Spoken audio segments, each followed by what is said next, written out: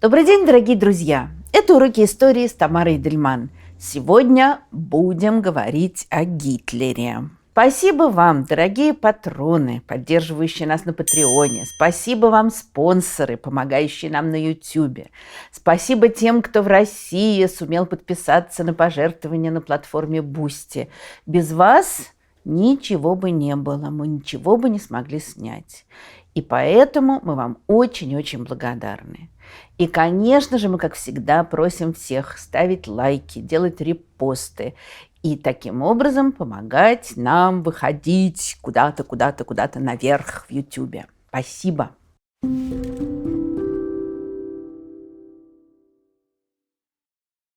Гитлер, наверное, один из самых знаменитых людей XX века, ну, может быть, и вообще всей истории.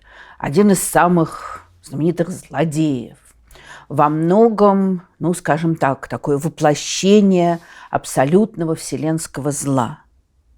При этом огромное количество книг, а о Гитлере написано, понятно, что бесконечное количество, огромное количество книг в той или иной мере пытается дать ответ на вопрос, а вот как это у него так получилось? Как ему удалось не просто прийти к власти, а повести за собой огромный цивилизованный европейский народ? Эти рассуждения, ну, в какой-то мере еще даже в 30-е годы существовали. После войны они были очень сильны. Ну, вот одно их направление. Как такое могло быть?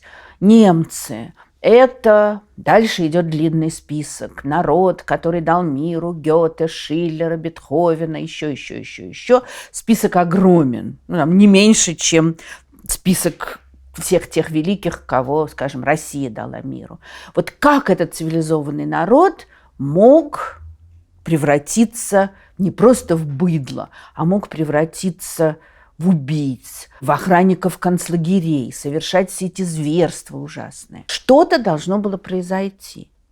Очень есть много рассуждений о том, что произошло чудо, что Гитлер всех околдовал. Его сравнение там с демоном, с дьяволом, с колдуном страшным. Вот этого очень много. Ну, наверное, те, кто это говорят, не считают действительно, вот в буквальном смысле, что он был демоном, но то, что в нем было что-то демоническое, что-то магнетическое, что он завораживал людей. Об этом писали современники, скажем, люди, которые его слушали и не могли понять, что с ними происходило. Об этом много говорилось потом. Но здесь, конечно, надо очень сильно разбираться, кто, зачем и почему об этом пишет. Но вообще все, что связано с Гитлером, конечно, требует очень осторожного исторического анализа. Понятно, что люди после войны, очень многие, всеми силами старались отмежеваться от того, что происходило в Германии до этого. Поэтому вот такая позиция «Гитлер меня колдовал, я шел за ним, ничего не понимая». Кто-то ее использовал даже на Нюрнбергском процессе, а вообще это была довольно распространенная вещь. С другой стороны, есть противоположность, что он был ничтожеством, он был пустым местом, он был клоуном. В какой-то мере, если посмотреть на его биографию, то, в общем, это видно. Человек, который не смог получить никакого образования, ничего практически не умел. И как бы он не уверял, что он беспрерывно читал, он действительно очень много читал. Но вопрос, что он читал и что он из этого понимал. То есть действительно какая-то мелкая мелюзга, хулиган мелкий. Но мы знаем, что этот хулиган привел к гибели миллионов людей. Значит, что-то, наверное, в нем было, что вот это какой-то сгусток темной воли, силы страшной. Или, может быть, это должно нас уверить в том, что вот такой ничтожный человек, как сказал один известный немецкий журналист, литератор Курт Тухольский еще в 30-е годы, этого человека, имеется в виду Гитлера, и нет-то вовсе, есть только шум, который он производит. Но если это пустое место, то каким образом это пустое место стало настолько значимым? И здесь, конечно, разговор о Гитлере оказывается теснейшим образом связан с разговором об ответственности. Той самой темой, которая, увы, в нынешних трагических обстоятельствах так актуальна и в нашей стране. кто нес ответственность, кто несет ответственность за то, что происходило в Германии в эпоху фашизма. Если Гитлер просто злодей, который возглавил группу бандитов, всех свел с ума, ну вот они и несут ответственность. Эта версия была очень распространена, особенно сразу после войны. Как один историк сказал, что чем больше выходило на свет сообщений о каких-то диких, жестоких, страшных, безумных убийствах, скажем, в концлагерях, тем больше, естественно, это вызывало ужас, а в то же время в какой-то мере облегчение. Потому что если все те, кто шли за Гитлером, были похожи на какую-нибудь Ильзу Кох, делавшую абажуры из кожи заключенных, ну, то понятно, это маньяки. И тогда все остальные, ну, это все ужасно, но мы не несем ответственность за то, что делают сумасшедшие. В то же время очень быстро, уже после войны, может быть, даже во время войны, возникла мысль о том, что далеко не один только Гитлер и его приближенные виноваты. Это распространилось на представление о том, что виновен весь немецкий народ. Мы говорили уже об этом в лекции о Нюрнбергском процессе. Не будем сейчас повторяться. Кто должен нести ответственность уголовную, моральную? Вот эти споры шли очень долго и в какой-то мере продолжаются до сегодняшнего дня. Но и вот здесь изучение фигуры Гитлера тоже оказывалось важным. Историк Иоахим Фест, написавший огромную трехтомную биографию Гитлера, он писал: «Гитлер был результатом долгого и не ограничивавшегося пределами одной отдельно взятой страны вырождения, итогом немецкого, равно как и европейского развития и всеобщего фиаско». И тут же, естественно, он оговаривается. Конечно, это суждение не преуменьшает ответственности немецкого народа, однако делит ее на всех. Тут несколько важных мыслей. Вот с одной стороны, мысль о том, что весь немецкий народ в той или иной мере несет ответственность, потому что поддерживали Гитлера, потому что голосовали, потому что не сопротивлялись, потому что радовались тому, что происходило. Эта мысль укрепилась постепенно с десятилетиями, и, во всяком случае, в Германии она воспринимается сегодня как, ну, более-менее само собой разумеющееся. Но здесь у Феста есть другая мысль, что дело не только в Германии, что, может быть, это свидетельство каких-то более широких явлений. Вот об этом тоже очень много думали и писали. Есть такой английский историк, очень интересный, Марк Мазовер, и он написал книгу под названием «Темный континент», «Dark Continent», Европа в 20 веке. Казалось бы, ну, там, черным континентом называют Африку, а здесь совершенно другой смысл, другой акцент. Это речь о Европе 20-30-х годов. Надо сказать, что когда я ее прочла, давно уже, то какое-то такое испытала удрученное очень состояние. Теперь-то как-то я более-менее, ну не то чтобы смирилась с этой идеей, но во всяком случае много чего еще про это узнала. А у Мазовера он рассматривает разные страны, далеко не только Германию, вот разные страны 20-30-х годов, и вдруг выясняется, что та почва, на которой вырастал фашизм, она была очень во многих местах. И дело даже не в том, какое большое количество стран в промежутке между Первой и Второй мировыми войнами отошло от демократии, перешло к той или иной форме авторитарных режимов. Ну, та же самая Италия при Муссолини, Венгрия, Румыния, потом Испания, Португалия, много кто. Но это только внешнее проявление более широких вещей. Культ силы, национализм такой воинствующий и многие другие черты, которые мы сегодня во многом связываем с гитлеровской Германией, они были представлены практически повсюду. И это очень страшный для нас вывод. То есть как легко подумать, ну да, был такой злодей, он всех обвел вокруг пальца. Или даже подумать, ну вот немцы такие-сякие, конечно, они гордятся своим Гёте, Шиллером и всеми остальными, а вообще-то в их культуре столько мрачного, агрессивного. И это тоже можно очень интересно доказать. Но один из величайших романов XX века, роман Томаса Манна «Доктор Фаустус», который как бы о культуре, конечно. Главный герой романа – это великий композитор Адриан Ливеркюн. продавший душу дьяволу, как понятно из названия. Но это и роман о Германии, продавший душу дьяволу, это роман об истории человечества, вообще обо всем. Но что сейчас важно? И главный герой романа, и рассказчик, они волей Томаса Манна происходят из маленького выдуманного писателем городка немецкого, который называется Кайзерсашерн, то есть буквально пепел, прах кайзера. Тоже такое очень символическое название. Описывая этот городок, идиллический, спокойный, прекрасный, рассказчик описывает его укорененность в германской истории, в германской культуре. Здесь есть замок, здесь похоронен германский император, тут корни протестантизма, восходящие к Лютеру. Про Лютера, кстати, когда говорят о корнях фашизма, то часто вспоминают Лютера с его таким звериным антисемитизмом. Здесь есть такое бюргерство, буржуазия немецкая, здесь есть культура. И в этом Кайзерсашерне Томас Манн создает такой микрокосм германской культуры, а потом показывает, как отсюда вышел великий, потрясающий Адриан Леверкюрн, продавший душу дьяволу, и дальше много чего с ним происходит. Биография главного героя во многом воспроизводит биографию великого философа Фридриха Ницше, которого тоже часто обвиняют в том, что он заложил некоторые идейные основы того, что будет происходить в 30-е годы. То есть можно, конечно, искать очень многое в прошлом Германии и находить, конечно. Это тоже в какой-то мере, для тех, кто находится за пределами Германии, будет облегчением.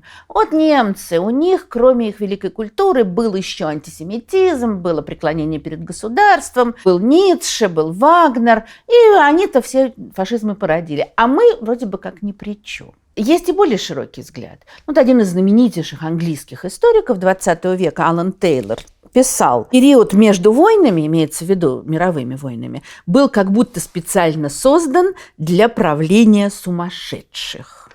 Ясно, что Гитлер не был сумасшедшим в клиническом смысле этого слова, но Тейлор, понятно, он упирает на такую какую-то безумную, странную, переломную атмосферу этих десятилетий. И что характерно, он не ограничивается одной Германией. И можно увидеть в развитии великой, потрясающей культуры XIX века, далеко не только немецкой, какие-то черты, казавшиеся в тот момент интересными, любопытными, какие-то, может быть, опасными, но не катастрофическими. И очень интересно видеть, как эти черты постепенно, накапливаясь, приводят, в общем, к той катастрофе цивилизации, которой, в общем, и является фашизм.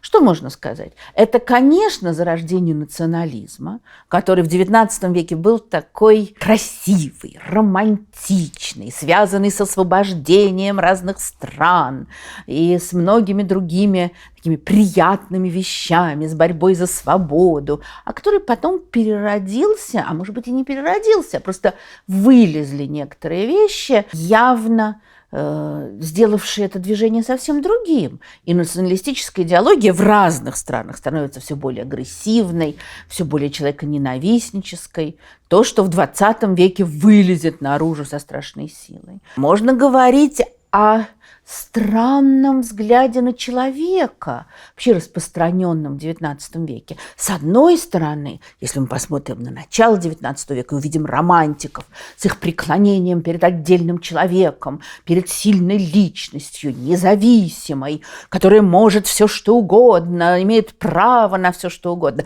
Как это хорошо, какое раскрепощение личности. Но если мы сейчас повторим то, что я сказала, человек, который имеет право на все что угодно, может сделать все, что угодно. Они случайно романтики так восхищались великими злодеями. Они им казались такими тоже освободителями. В начале XIX века это было очень красиво. Потом как-то уже не так. А с другой стороны, тоже ведь есть и противоположная вещь. Отрицание значения отдельной личности. Какое огромное количество идеологий, направлений, организаций, мыслителей, которые пишут о том, что есть вещи важнее, чем отдельный человек. Это может быть нация у националистов, это может быть революция, это может быть община у социалистов, общество, ассоциация. Неважно. И среди этих людей, которые так писали, были прекрасные, благороднейшие люди. Но они писали о том, что есть вещи более важные, чем человек. То, что потом проявится у Ницше, когда он скажет, что человек – это мост. Человек – это то, что надо превзойти, преодолеть и выйти к сверхчеловеку, не знающему жалости. И еще одна вещь, тоже, наверное, невероятно важная для того, чтобы понять появление Гитлера, это отношение к разуму. В течение нескольких веков, начиная, с эпохи Возрождения, разум человеческий превозносился, считался огромной движущей силой, важнейшим фактором, гордостью людей. Возрождение, эпоха просвещения. Для них, для всех человек, вот в частности, как носитель разума, это великая могучая сила. Наступает середина XIX века, и появляются философы, из которых, конечно, самые знаменитые – это Шопенгауэр и Ницше, начинающие говорить о том, что не так уж важен разум. Шопенгауэр, который скажет, что в основании нашего существования лежит темная, нерассуждающая воля к жизни, которая вынуждает нас жить, несмотря на все страдания. А разум видит, как ужасна жизнь, а в нас живет какое-то стихийное начало, не дающее разуму убедить нас, как все плохо.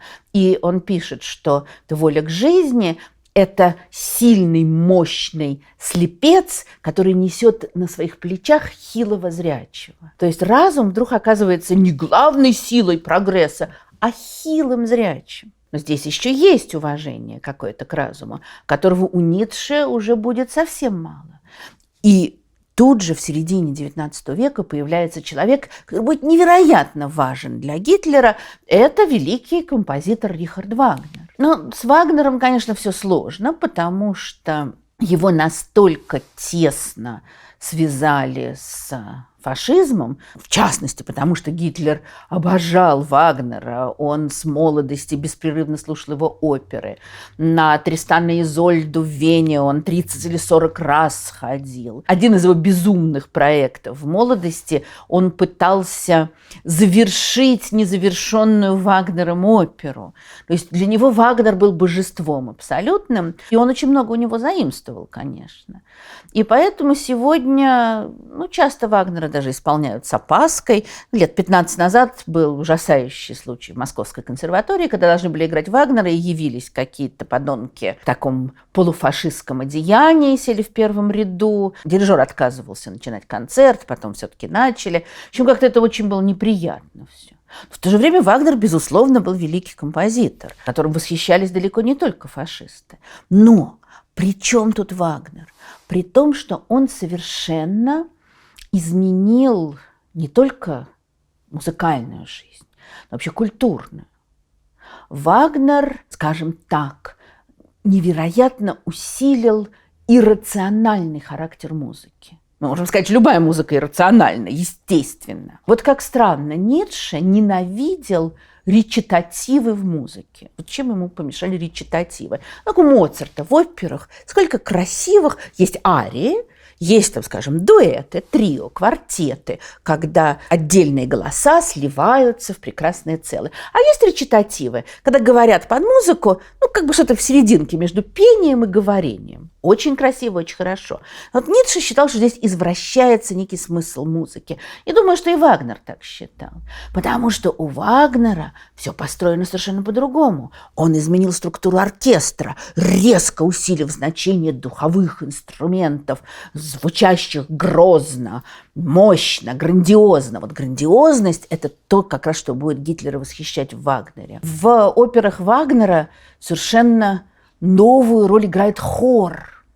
Это не ария отдельная и даже не это слияние нескольких голосов, а мощь, скажем, 100 певцов, нескольких сотен инструментов. Это такая волна, как будто уносящая человека. Она захлестывает слушателя и уносит в какие-то другие миры. Понятно, что это произведение искусства, но это то, как Гитлер будет строить свои речи. И будет множество воспоминаний, что люди переставали что-либо понимать, его слушая. Точно так же, как Вагнер будет относиться к своей музыке не как к развлечению светскому, вот собрались в салоне, послушали там тра-ля-ля, а как к священнодействию. Религиозный характер или там полурелигиозный характер нацистской пропаганды и речей Гитлера – это тоже то, что будут очень часто отмечать. Ну и, конечно же, обращение Вагнера к германской древности, к языческим образам. Опять то, что потом будет использовано множеством разных националистических направлений, но в частности Гитлером. При этом надо понять, это не отрицает того, что он был великий композитор, что он писал потрясающую музыку. И когда просто говорят «Вагнер – предтеча фашизма», Вагнер как человек был мерзкий, но это опять же, много кто был в мировой культуре мерзким. Он просто сконцентрировал некоторые вещи, важные для середины второй половины XIX века. И эти вещи накапливались все больше, больше и больше. Тот же самый уже мной цитировавшийся Иоахим Фест пишет, он там много рассуждает о влиянии Вагнера на Гитлера. С Вагнером в искусстве начинается эпоха неразборчивого околдовывания масс. И просто невозможно представить стиль зрелищ в Третьем Рейхе без этой оперной традиции, без демагогического по своей сути художественного творчества Рихарда Вагнера. Ну, наверное, не все любители музыки согласятся с такими какими-то бранными словами в адрес Вагнера, но что-то в этом, конечно, есть. А Гитлер сам уже в поздние годы говорил, кто видит в национал-социализме только политическое движение, тот почти ничего не знает о нем. Это еще больше, нежели религия. Это воля к сотворению нового человека. И вот это сотворение нового человека – это ведь то, о чем мечтали разные, прекрасные, ужасные, симпатичные нам сегодня или отвратительные нам сегодня мыслители XIX века. Вот им казалось, что что-то будет совершенно новое, что будет новая религия на земле. Что такое коммунизм? Это рай на земле. Что такое мечты Ницше о сверхчеловеке? Это создание какого-то нового существа. То есть эти люди, эти направления могли быть враждебны друг другу. Они шли к какому-то одному горизонту, который казался им прекрасным. Оказался что-то не очень в результате. Вот на фоне этого начинает развиваться жизнь Адольфа Гитлера. Гитлер родился 20 апреля 1889 года в пригороде австрийского города Браунау. О детстве Гитлера, о его предках, о его развитии тоже написано огромное количество всего. Биографы любят очень многое выводить из детства человека, из его привязанности или, наоборот, его вражды, из его родни, из его детских комплексов. Если не считать это единственным фактором, то, безусловно, имеет смысл обратить внимание на то, как человек рос, где, что на него влияло. Вот семейство Гитлера уходит корнями совершенно не в Германию, как ему бы очень того хотелось, а в историю Центральной Европы. Гитлер родился в Австрии, он первую часть своей жизни прожил как австрийский гражданин, потом только уже в 20-е годы он откажется от ненавистного ему австрийского гражданства. Его предки с обеих сторон были крестьянами в течение веков, жили в деревушках или, может быть, в маленьких городках австрийских, ну и не только австрийских. Но надо сказать, что Центральная Европа, сегодня состоящая из множества стран, в течение многих веков была Священной Римской империей, которая потом будет называться Австрийской империей, потом Австро-Венгерской. И здесь всегда было перемешано множество народов, множество культур, языков, традиций, религий. И что, с одной стороны, создавало красоту, интерес, разнообразие этого места. С другой стороны, порождало огромное напряжение. Есть версия, например, что фамилия Гитлер, которая там по-разному, очевидно, она писалась, Гитлер, Гютлер, что не исключено, что она чешского происхождения, что Гитлера вряд ли обрадовало бы. И вот здесь, в этом мире, далеком от больших городов, много кипело страстей, и общественных, и личных. Здесь разные народы жили иногда мирно, но часто с враждой друг к другу, часто с ненавистью. И это тоже будет то, что он впитает с детства, и особенно потом, когда переедет в Вену. Но об этом сейчас еще поговорим. Другая вещь – это странные семейные отношения. Ну, тоже о том, какую роль в жизни Гитлера сыграли его комплексы, его сексуальные проблемы, его отношения с родными. Об этом тоже написано очень много и, может быть, даже слишком много. Но, во всяком случае, можно сказать так, что его семейная история, она совершенно не соответствовала представлениям Гитлера о самом себе.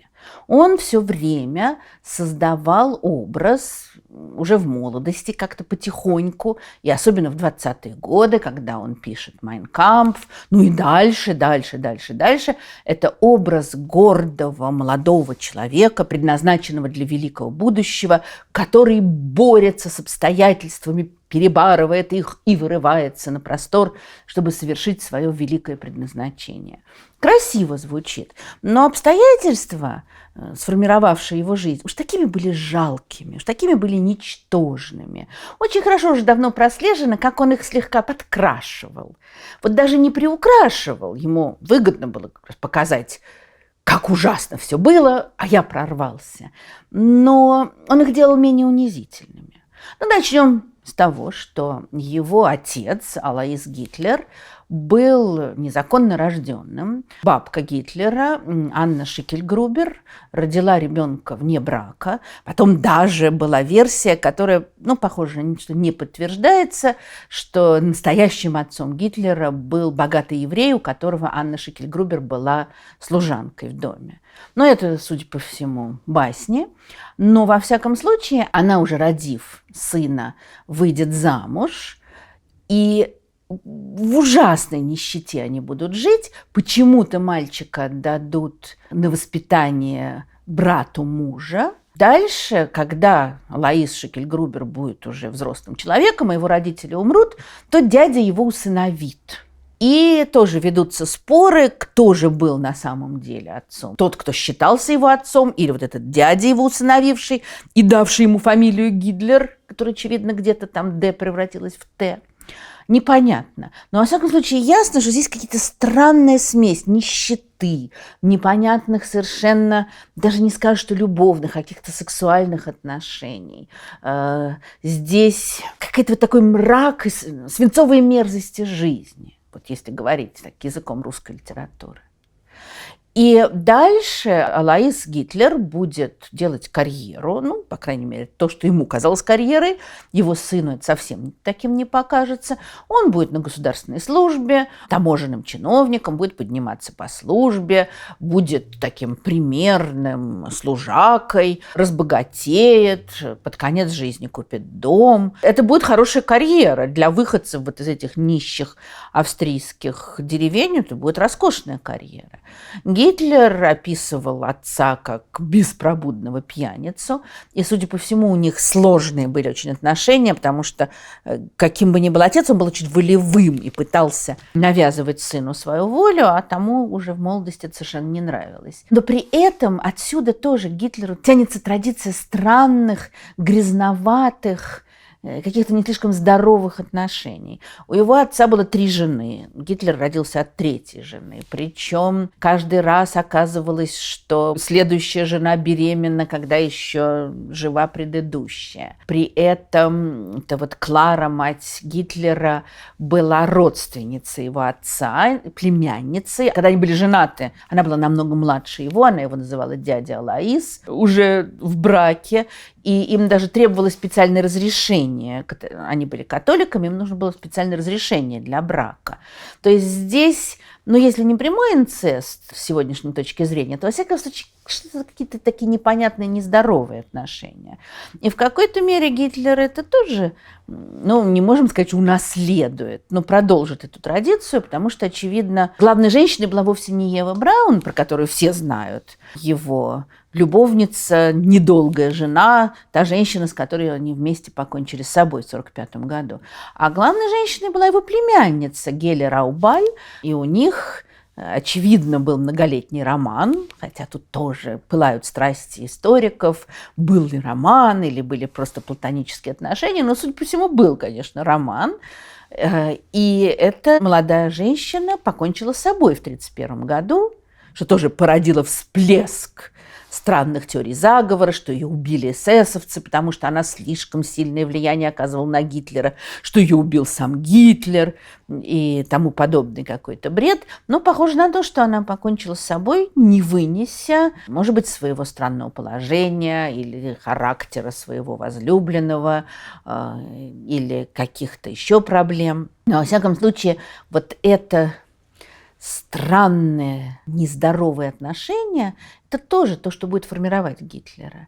И выход из этого он будет находить, конечно, в отношениях с толпой. Как он потом скажет, что его единственная невеста – это народные массы. Буквально эротический восторг, который испытывали тысячи людей, слушая Гитлера, это тоже отмечалось неоднократно. Но вернемся пока в детство. Вот эта жизнь маленького чиновника, который поднимается по службе, выглядит как успех. В то же время, конечно, жизнь молодого Гитлера не такая уж веселая.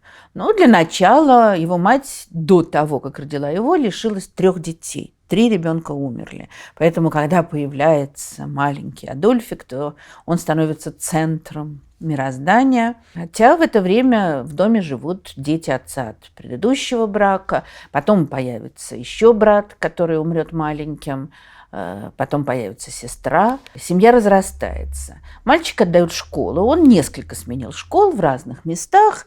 И сначала в начальных классах, в маленьком, практически в деревеньке, он в маленьком городишке, скажем так, он учился очень хорошо. И его хвалили, а он вообще всегда любил, когда его хвалят. А дальше они переехали в город побольше, и там был полный крах. Вот это тоже важная черта развития Гитлера. Он вообще нигде не доучился. У него ничего не получалось. Он-то это, конечно, потом показывал как то, что он не хотел учиться по этим устаревшим программам, он хотел совершенно другого, он хотел творить. А вообще-то у него просто не получалось. Может быть, он стеснялся. Это у него, кстати, тоже было поначалу. Может быть, он чувствовал себя чужаком среди этих городских детей. Но, во всяком случае, у него получалось очень плохо. И его оставляли на 2-й год.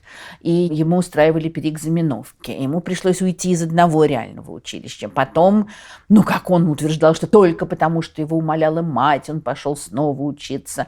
Может, и сам хотел поучиться, опять ничего не вышло. В общем, в результате у него не будет никакого аттестата. Он будет абсолютно недоучка. При этом, вроде бы как то, что один из немногих предметов, который у него неплохо получается, это рисование.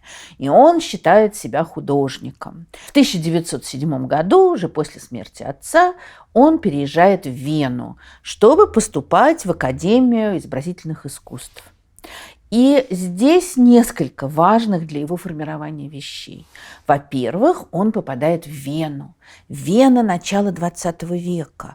Это удивительное место. Это место, где во многом творится культура, где совершаются потрясающие прорывы, в частности, в живописи, в литературе, в философии, в медицине, Фрейд, в психологии, скажем так, в архитектуре. Это роскошный имперский город. Это город, тоже смешано много разных народов. И для Гитлера это воздействие будет скорее, наверное, отрицательным. Ему в Вене плохо, Вена его не принимает. Уже в конце войны будет просьба от командования к Гитлеру разрешить перебросить в Вену дополнительные средства противовоздушной обороны. А он скажет, не надо, пусть они узнают, каково это, когда город бомбят. То есть, очевидно, в этом... может, у него просто не было в этот момент уже возможностей. Но очень характерно, что этот город, где он провел несколько очень важных лет своей жизни, пускай Пускай узнают, каково это, когда бомбят. Вот такое его отношение. И все эти невероятные прорывы, совершавшиеся художниками, поэтами, писателями, они его, в общем, не затрагивают.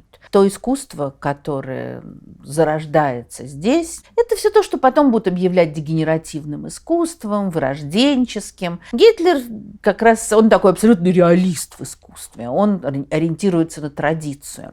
И он пытается поступить в академию. Первый тур экзаменов он кое-как проходит, на втором его заваливают.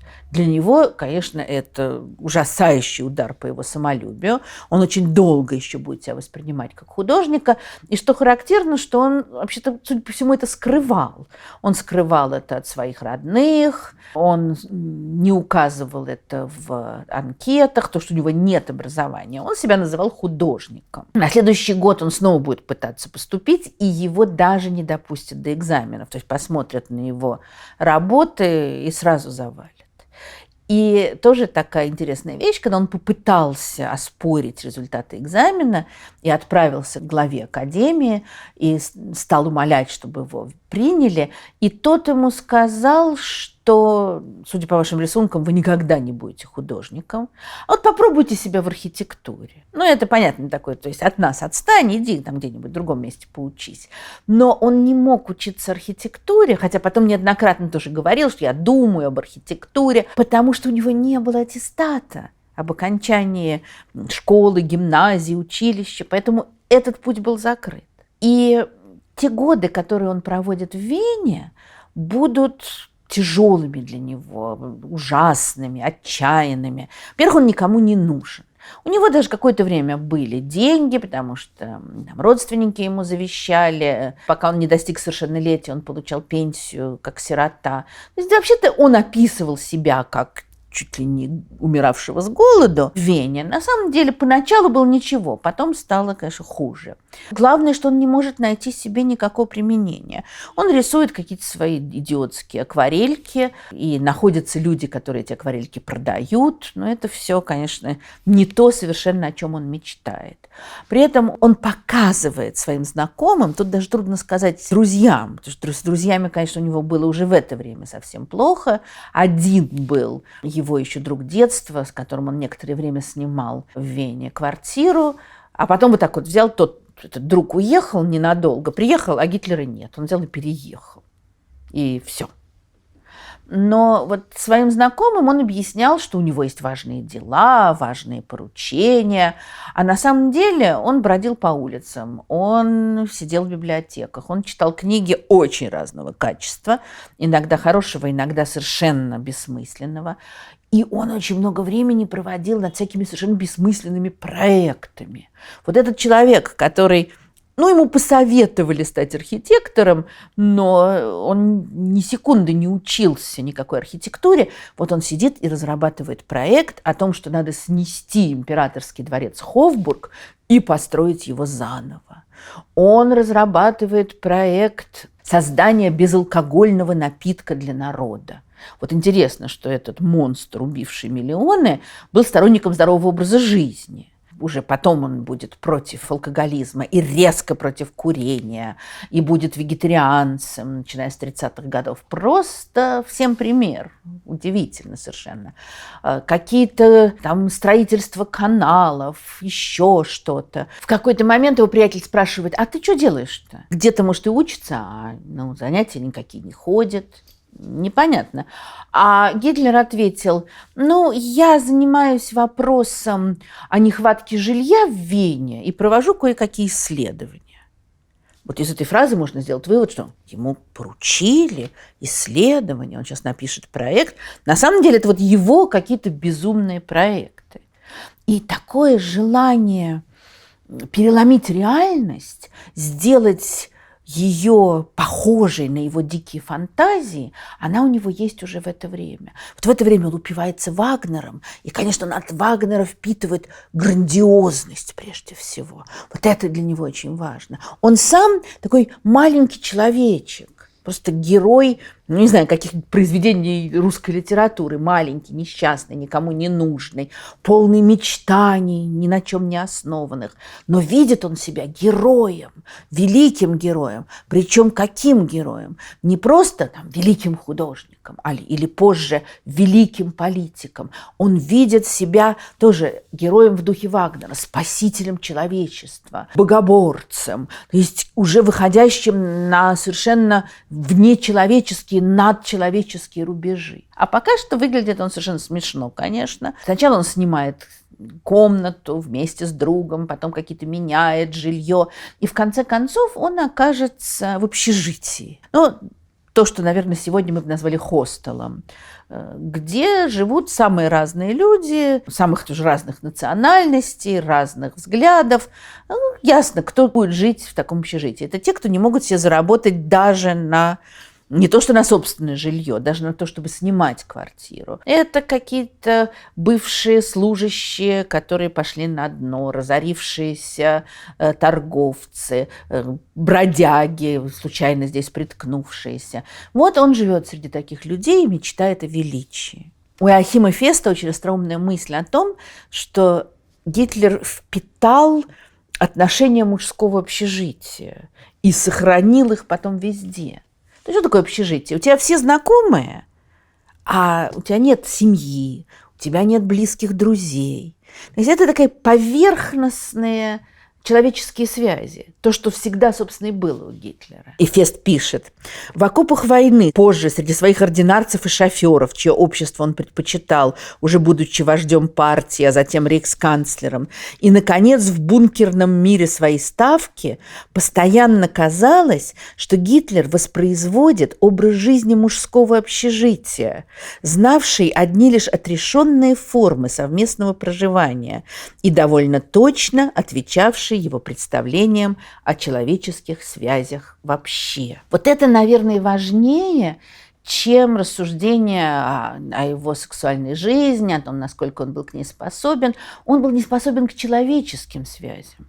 Вот что существенно. Или же, наверное, все мы в какой-то мере к ним способны, но он отрубал их осознанно, он не вступал в близкие отношения с людьми. Наверное, поэтому так сложно складывались его отношения с женщинами, потому что он не мог себе представить по-настоящему близких, любовных отношений с другим существом. Это, конечно, многое определило. С другой стороны, именно здесь, в Вене, как он сам потом говорил, что в Вене из хилого космополита он стал настоящим националистом. Что в Вене было легко сделать, потому что здесь национализм в самых разных формах процветал невероятно. Здесь был очень силен антисемитизм. И при этом много тоже сказано и написано о корнях германского антисемитизма. Вот, как я уже говорила, иногда их от Лютера выводят, и, может быть, еще дальше. Но как раз в это время, в начале XX века, в Германии антисемитизм был куда слабее, чем в Центральной и Восточной Европе. Германские евреи были в большинстве своем ассимилированы. Большинство из них составляло средний класс, или были даже очень богатые люди. Это были интеллектуалы. И вообще-то, если человек не был таким звериным антисемитом, который выискивает в каждом лице ненавистные черты, то их было довольно трудно отличить от немцев. В отличие от евреев Восточной и Центральной Европы, которые еще жили традиционно, там тоже, естественно, была прослойка вполне ассимилированных людей, но большинство жило традиционно, носило традиционную одежду, были очень религиозны. То есть евреи, скажем, австрийские, очень сильно выделялись на общем фоне. И в какой-то момент Гитлер сосредоточился на них. Ненависть вообще было чувство для него очень важное. Если он был плохо способен к любви и дружбе, зато он был очень хорошо приспособлен для ненависти. Это отмечали самые разные люди, иногда даже восторгавшиеся им. Как сильна была его ненависть к врагам Германии, что-нибудь такое. И в Вене уже ненависть просто бьет через край. И если сначала она распространяется на все, на этих богатых людей, которым он хотел бы принадлежать, а у него не получается, на тех, кто не ценит его гений художника, якобы существующий. Постепенно он концентрируется на евреях, на чужаках, и у него в голове уже к этому моменту вот такого плохо образованного и много читающего бессистемно человека, это очень опасная смесь всегда. Вот у него в голове возникает такая каша из разных идей, а таких националистических и антисемитских произведений найти можно было огромное количество в это время. С одной стороны, из книг, с другой стороны, из его окружения, где тоже было полно антисемитов, естественно. Формируется вот эта вот страшная, жуткая звериная ненависть. И тоже давно было отмечено, что, скажем, в конце войны, когда у него будет очень много других дел, помимо того, что назовут окончательным решением еврейского вопроса, а он будет не уступать, что вот все равно должен быть решен еврейский вопрос, должны быть уничтожены евреи. То есть это было совершенно не связано с интересами войны. Мало того, вот, скажем, Гиммлер уже к 1943 году начал размышлять, а нельзя ли хотя бы каких-то знаменитых выдающихся евреев выдать американцам и таким образом создать почву для сепаратного мира. Были такие проектики, не реализовавшиеся, но были. Гитлеру это не могло прийти в голову. Для него вот эта вот ненависть, она сочетается, во-первых, она тоже захлестывает его всего и во многом определяет его личность, а во-вторых, она сочетается с этим представлением о себе как о спасителе, о себе как о носителе не просто идеологии, а носителе некого религиозного предназначения. И от него нельзя отказаться. И это тоже будет формироваться здесь, в Вене, в его молодые годы. Вот эта звериная ненависть к евреям, вообще такой звериный национализм, будет тесно смешан с его комплексами, с его человеческими отношениями. Как мы знаем, любимый образ националистов всех мастей, далеко не только антисемитов, это разговоры о том, что они, вот кто-то, они покушаются на наших женщин. И образ, который, скажем, самые разные националистические организации начала XX века уже эксплуатировали, потом это будет использовать нацистская пропаганда по полной, когда гнусные мерзкие евреи, которые посягают на прекрасных белокурых арийских девушек, это будет понятный образ пропаганды, потому что пропаганда всегда обращается к иррациональному в нас, к страху, к темному в нас. Вот страх перед жутким врагом, который как раз посягает на самое дорогое, что у нас есть, это очень-очень древнее чувство. Этим будет переполнена газетка Der Stürmer, который будет издаваться миллионными экземплярами в нацистскую эпоху. И Юлиус Штрайхер, человек, который потом пойдет на виселицу после Нюрнбергского процесса, он наполнял ее такими практически порнографическими описаниями и жуткими карикатурами того, как еще где-то какие-то гнусные мерзкие евреи соблазнили, совратили, изнасиловали прекрасных арийских германских девиц. Вот это есть у Гитлера уже в Вене. Тоже вот это вот пересечение его каких-то сексуальных страхов и его националистических образов. И он рассказывал, что ему снятся сны, наполненные кошмарными видениями совращения сотен и тысяч девушек омерзительными кривоногими еврейскими выродками. Вот это его образы, это его какие-то жуткие, страшные комплексы, которые здесь в Вене, наверное, они были и раньше, но здесь в Вене они расцветают во всей своей такой ядовитой мощи. Другая вещь, которой он здесь научился, это опыт человека, которого иногда обвиняли в том, что он в какой-то мере был предтечей нацистов. Он был, конечно, националистом, а иногда говорили, что все не так страшно. Это многолетний бургомистр Вены, которого звали Карл Люгер. И человек, очень много сделавший для Вены, что признавали самые разные люди, самых разных взглядов. Вена при нем похорошела невероятно. И он действительно много делал, и развивал, и перестраивал, и улучшал. Очень много всего. И он был очень популярен. Но популярность свою он заработал такими популистскими способами, речами, направленными прежде всего на толпу. Вот здесь, наверное, Гитлер тоже кое-что для себя вынес. Он еще и подумать не может о том, что он когда-то будет оратором, приводящим в экстаз миллионы. Он боится в этот момент перед несколькими людьми что-то сказать. А Карл Люгер произносит пылкие речи, при этом он один из первых, по крайней мере, в венской политике, в австрийской политике, который обращается не к узкой элите. За него голосуют мастеровые, мелкие торговцы, ремесленники. То есть такой простой люд. И он всячески подчеркивает: я один из вас, я простой человек. И в частности, для того, чтобы завоевать их поддержку, он очень сильно разыгрывает антисемитскую карту, хотя вот тоже были споры, а был ли он действительно антисемитом. Есть те, кто утверждает, что нет. Но он понимал, что вот на толпу так можно воздействовать. И это был один из первых уроков для Гитлера, как для будущего политика, что вот надо не столько с элитой общаться, надо к народу обращаться. Очень такой интересный поворот.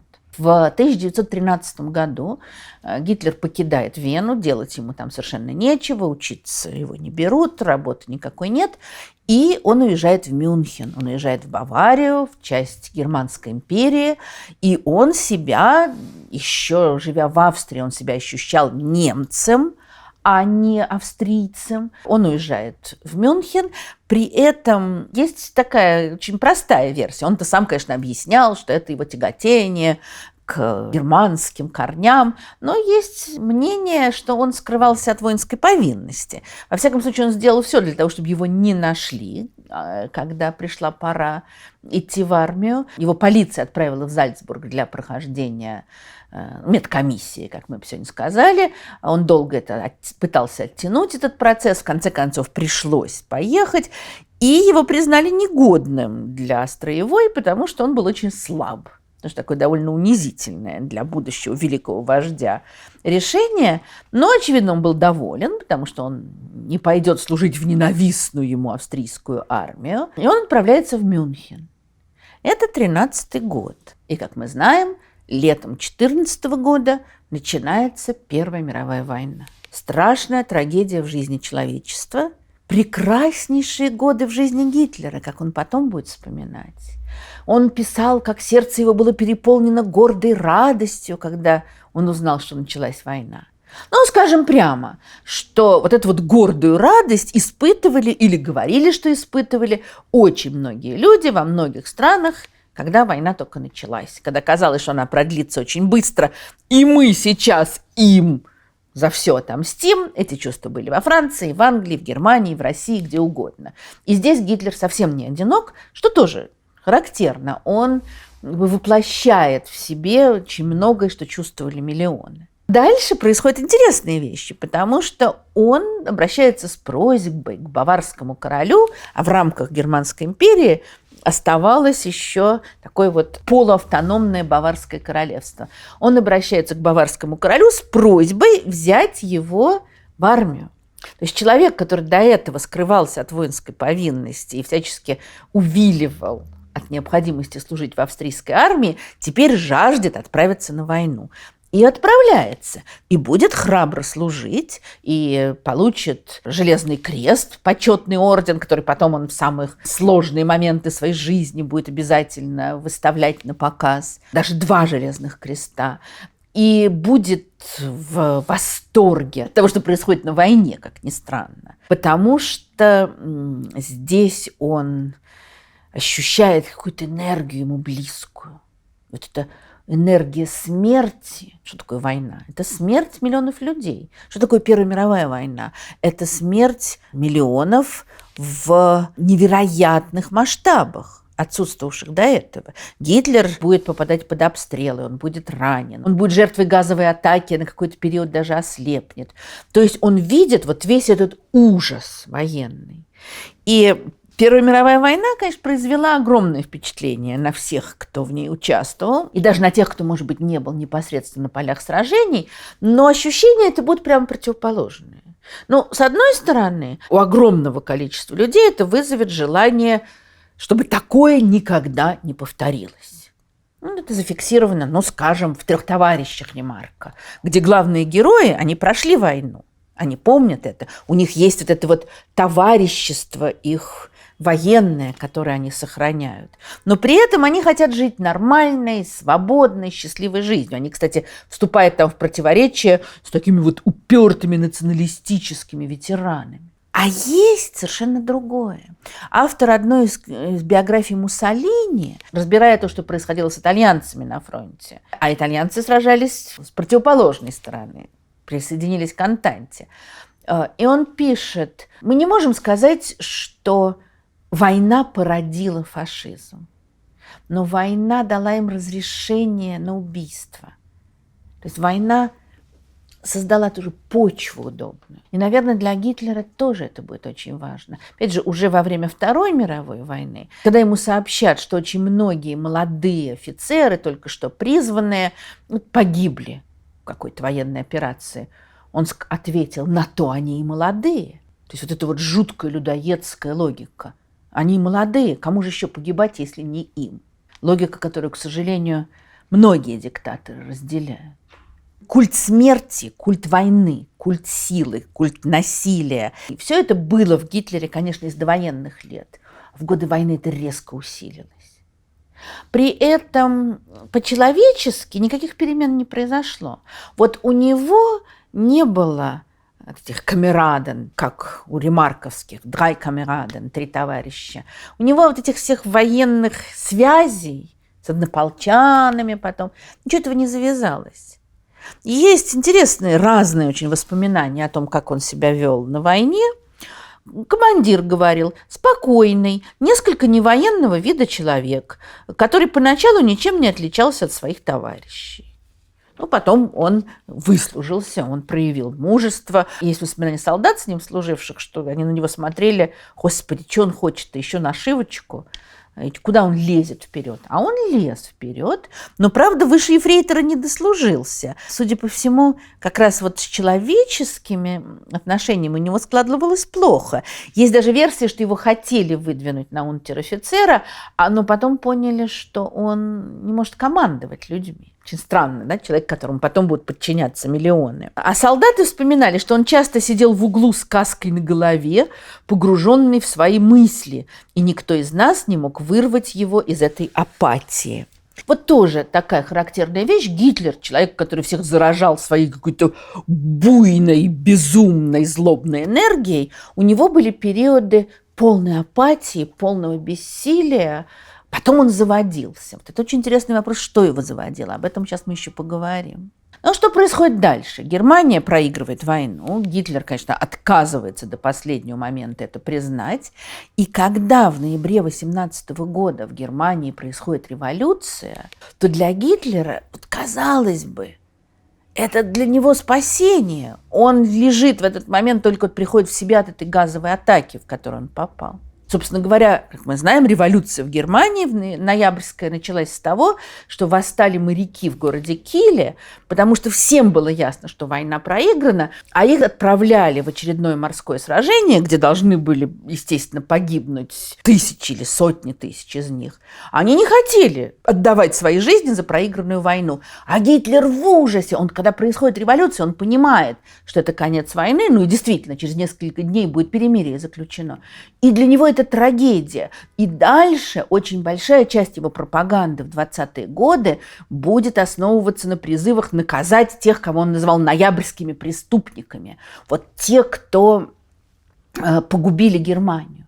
И Германия это проигрывала. Нет, все равно надо сражаться до конца. Вот эта вот потребность в самоубийственном сражении, самоубийство тоже будет у него проходить через всю его жизнь. Он много раз будет говорить: если завтра не победим, покончу с собой. В конце концов, он покончит с собой, как мы знаем. Жизнь для него не важна.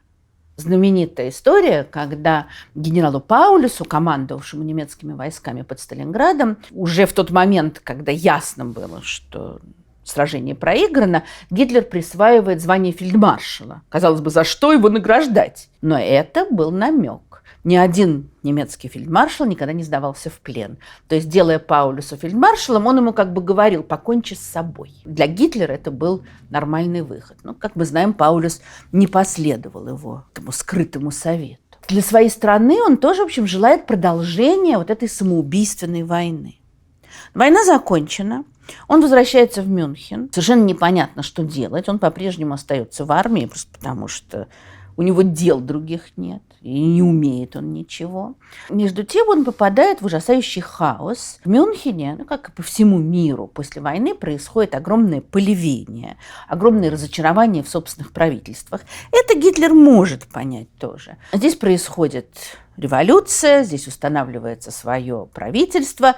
Затем весной 19 года здесь будет попытка создания Советской Республики, которая будет утоплена в крови совершенно. Вот это тоже будет важная для Гитлера история, потому что потом он будет все время говорить о большевистской опасности, и это во многом будет привлекать многих к нему, потому что страх перед левыми будет очень силен. Вот она там в России революция, Бог знает, что там происходит. Не будет ли такого же у нас? И надо сказать, что в этот момент в Баварии, вообще в Европе, оказывается, естественно, много иммигрантов российских. В частности, будет много иммигрантов из Прибалтики, прибалтийских немцев. Альфред Розенберг, тоже один из тех, кто пойдет на виселицу после Нюрнбергского процесса. Здесь именно они познакомятся с Гитлером в Мюнхене. И мы знаем много о прекрасных, благородных, чудесных российских эмигрантах, ушедших от большевиков. Но надо понимать, что среди них было очень много и тех, кто был очень близок идейно к фашистам. Розенберг вообще-то вырос в Прибалтике, учился в Москве, бежал от большевиков. И для него большевистская угроза и еврейская угроза – это практически одно. И Гитлер во многом это тоже здесь впитает. А дальше Германия в целом и Бавария в частности погружаются в хаос. Что такое Германия после Первой мировой войны? Униженная не только разгромом, но и тем, что происходит после этого. В Версале, в Зеркальной галерее открывается конференция, то есть в том самом дворце, где была провозглашена Германская империя. Все демонстративно сделано так, чтобы унизить максимально Германию. Версальский договор будет подписан 28 июня 1919 года в годовщину выстрела в Сараеве, когда Гаврила Принцип убил австрийского эрцгерцога Франца Фердинанда, то, что стало поводом для войны. Все очень демонстративно. И главная виновница войны – Германия. Это ни у кого не вызывает сомнений. Дальше, когда будет решено, что надо судить военных преступников, хотя после Первой мировой войны это будет все сплошной фарс, но мы про это говорили тоже в лекции о Нюрнбергском процессе, то немцы так попробуют потихонечку сказать, что, может быть, ведь и другие армии там тоже совершали всякие жестокие вещи. Во всем виновата Германия, в этом нет никаких сомнений, будет сказано немцам. Германию лишат ряда территорий, Германию лишат возможности иметь большую армию, рейхсвер будет ограничен всего 100 тысячами человек, при этом никакого тяжелого вооружения. То есть Германия будет унижена политически, Германия должна будет платить огромные репарации, что нанесет жуткий удар ее и без того ослабленной экономике. Германия лишится очень важных территорий, например, Силезии, которая давала уголь, необходимые для тяжелой промышленности, и многих других, как мы знаем. Части территорий на востоке, которые отошли к Польше. Эльзас и Лотарингия снова вернутся к Франции. Саарский угольный бассейн будет под контролем Франции, опять же. То есть ужасающее экономическое положение, полная военная раздавленность, моральный упадок. Создается очень демократическая Веймарская республика с прекрасной, замечательной демократической конституцией, но только которая оказалась совершенно недееспособна. Дальше, вот все следующие годы, будет несколько вещей оказывать огромное влияние и на Гитлера, и на страну в целом. Во-первых, это слабость власти. Это неспособность власти решить экономические проблемы, которые будут нарастать со страшной силой. И если другие воевавшие державы, в общем, к середине 20-х годов придут в себя и начнется экономический подъем, то в Германии, чуть-чуть в 25-26 будет стабилизация, а в общем все время будет полный ужас, инфляция, дикая безработица, и правительство окажется совершенно неспособно это решить. Будут очень сильные националистические настроения, будет множество разных националистических организаций, из которых в конце концов и вылезет партия Гитлера. Во многих из этих организаций как раз будут фронтовики, которые, придя из мира дисциплины, послушания и узаконенного насилия в мир вроде бы свободный, но совершенно хаотичный и непонятный, вот это тоже те, кто пойдут за Гитлером. И, наконец, это мир вообще полный страхов. Казалось бы, война кончилась, радуйтесь жизни. После такой войны радоваться жизни невозможно. И есть страх перед странами Антанты, которые, конечно же, хотят еще больше унизить Германию. И все время требуют репараций, и еще какие-то требования предъявляют и контролируют. Это одно. Есть страх перед этим новым миром, где непонятно, как жить. Есть, конечно, ужасающий страх перед идущей модернизацией и урбанизацией, разрастаются города, и меняется жизнь. Как жить в этой ситуации, неясно.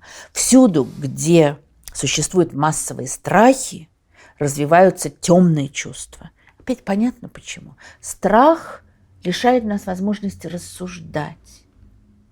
И когда есть столько страхов, то, конечно, всегда ищут врага. Он виноват или там они.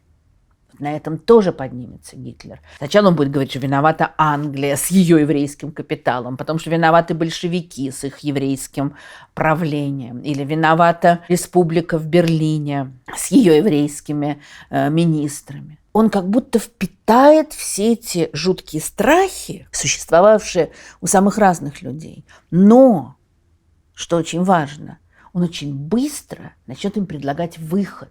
Националистические книги, статьи, речи писались задолго до Гитлера. Но обычно рассуждали о том, как все плохо. Вот знаменитая книга Артура Гобино, французского философа, которая, конечно, повлияла на Гитлера, «Рассуждение о неравенстве человеческих рас», где он объясняет, что вот есть высшие расы, есть низшие, и смешение этих рас приводит к развалу буквально человечества. Но у него вывод можно сделать какой? Да, и вот расы все смешиваются, и скоро будет полный упадок. Гитлер говорит примерно о том же, но он-то говорит, я выведу и Германию, и арийскую расу из этого упадка и приведу к величию. А как приятно слышать, когда обещают, что тебя приведут к величию. И вот этот пока еще никому неизвестный ефрейтор Первой мировой войны, его приметили в армии и отправили на такие замечательные курсы гражданского самосознания. То есть армия готовила для себя таких пропагандистов, немножечко, конечно, шпионов. Вот здесь, на этих курсах, стало заметно, что когда Гитлер разговаривает, то его очень внимательно слушают. При том, что с точки зрения классической логики там все было очень плохо, потому что он не приводит обычно никаких доводов разумных или мало их приводит, но он очень увлекает своей энергетикой. И тоже замечено было уже вот в эти первые месяцы и годы его ораторской деятельности. Скажем, есть много рассказов о том, как он сидит и слушает разговоры и молчит. А потом кто-то говорит что-то, что его раздражает, и он начинает возражать, и он кидается в атаку. Вот его раздразнили, и тогда уже этот застенчивый, где-то там в уголочек забивавшийся человечек начинает говорить так, что все замолкают и его слушают. Его начинают отправлять, в Мюнхене политическая жизнь в это время очень сильно концентрируется в пивных, и вот его начинают отправлять в пивные, в какие-то организации военизированные, чтобы он там пропагандировал. Ну, очевидно, предполагается, что он будет пропагандировать верность правительству, хотя он-то говорит совершенно о другом. После того, как он закончил эти курсы гражданственности, он начинает ходить в разные организации. И вот в 19 году он приходит на заседание немецкой рабочей партии, созданной слесарем Антоном Дрекслером, работавшим на железной дороге, в которой было всего там несколько десятков человек. Вот они сидят, что-то такое рассуждают про то, что правительство плохо с ними обращается, про то, что евреи все захватили, про то, что нужно добиться там хорошей работы для всех. Ну, значит, такой как бы вот против капиталистов, которые их угнетают, против евреев, которые обижают немцев, ну, что-то такое говорят. И он посидел и тоже стал выступать. И Антон Дрекслер слушает и нагибается к человеку, сидящему рядом с ним, и говорит: вот этот парень нам нужен. Они его приглашают вступить в их партию, он даже как сомневается, он очень презрительно на них смотрит. Они присылают ему членскую карточку. Очень интересно, что она была номер 555. А потом Гитлер будет утверждать, что она была номер 7. То есть ему, конечно, нужно было показать, что он один из первых создателей партии, которая очень скоро будет из немецкой рабочей партии уже переименована в национал-социалистическую немецкую рабочую партию. И дальше он начинает выступать где-то в пивных, на каких-то встречах, на каких-то собраниях, куда приходит 20 человек, 40 человек, 50 человек. Здесь уже видны вот те особенности его речей, которые будут и потом, когда его будут миллионы слушать. У него никогда нет конкретики. Он очень расплывчатые вещи говорит. Все немцы должны собраться, пойти вперед. Никаких конкретных вещей. Он потом даже составит вместе с другими первыми этими членами партии, будет составлена программа из 25 пунктов. Ну, конечно, осуждение Версальского договора, осуждение правительства, долой еврейский капитал. Но все тоже очень расплывчато. Замечательное есть описание одного из полицейских осведомителей, который сидел на одном из таких собраний. Он пишет: господин Гитлер впал в такую ярость и так кричал, что сзади мало что можно было понять. Вот здесь очень важная вещь. Сзади мало что можно было понять, а не надо понимать, потому что это не речь, обращенная к пониманию, это речь, обращенная к чувству. И благодаря вот этим вдруг у него прорезавшимся ораторским способностям членство в партии начинает расти как на дрожжах. Вот с 19 по 23 год это крошечная, одна из многих организаций превращается, по крайней мере, пока что на баварском уровне, в объединение сначала сотен, потом 1000 уже людей. И дело, конечно, не только в этой истерической энергии Гитлера. Надо сказать, что вот он кричит, он бьется буквально в истерике. Одновременно с этим он оказывается очень умелым организатором. Он понял некоторые важные вещи.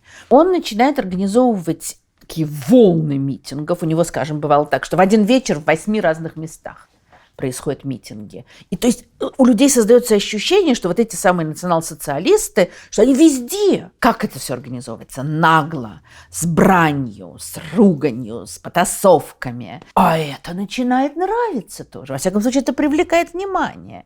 Он устраивает такой политический цирк, буквально потеху. Они все время выходят на улицы, потом появятся деньги, они уже будут с оркестрами идти. Они грубо бранятся, они дерутся с коммунистами. И это все, во-первых, привлекает внимание, а во-вторых, вот это к вопросу об ответственности. Огромному количеству людей это нравится.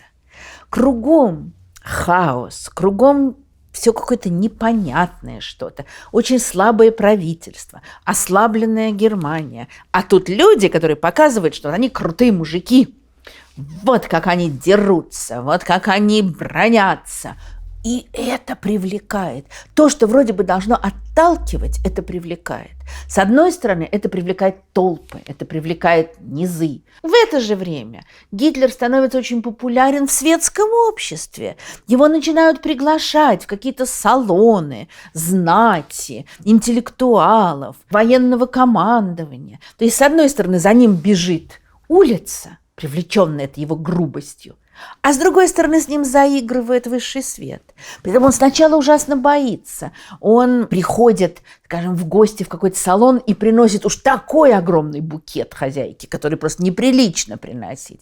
Он кланяется уже чуть ли не до земли. Есть замечательная история о том, как Гитлер в одном из таких светских салонов общается со знаменитым генералом Людендорфом, одной из икон Первой мировой войны для немцев, а он ефрейтор сам Гитлер. И вот Людендорф разглагольствует, а Гитлер после каждой его фразы, он сидит на краешке стула, он приподнимается, конечно, он не смеет даже еще сидя разговаривать с таким великим человеком и говорит: так точно, ваше превосходительство, я совершенно согласен с вашим превосходительством.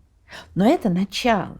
Уже через несколько лет он так говорить не будет. И вот за эти годы, 20-й, 21-й, находятся люди, которые дают денег ему и его партии. И у них все больше возможностей устраивать митинги, и нанимать оркестры, и ходить уже со знаменами, и развешивать всюду листовки. То есть они просто становятся все более заметными. Вокруг него все больше тех людей, которые потом будут с ним в Третьем рейхе. Это и Геринг, и Розенберг, и позже появится Гиммлер, Геббельс и другие.